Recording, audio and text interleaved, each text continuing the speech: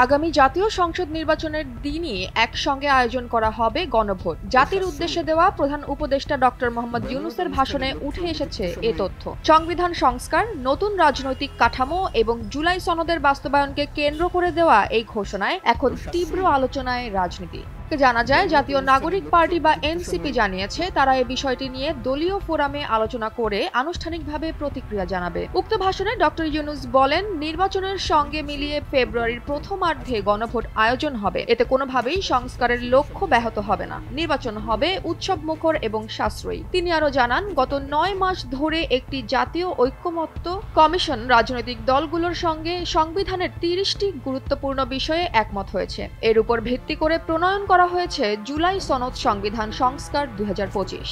এদিকে ওই ভাষণের পর এনসিপির পক্ষ থেকে জানানো হয়েছে, দলীয় ফোরামে বিষয়টি আলোচনা না হওয়া পর্যন্ত তাদের চূড়ান্ত প্রতিক্রিয়া দেওয়া সম্ভব নয়। এ ব্যাপারে এনসিপির যুগ্ম সদস্য সচিব ও মিডিয়া সেল সম্পাদক মুশফিকুস সালেহীন জানিয়েছেন, বৃহস্পতিবার সন্ধ্যার আগে কোনো মন্তব্য আসার সম্ভাবনা নেই।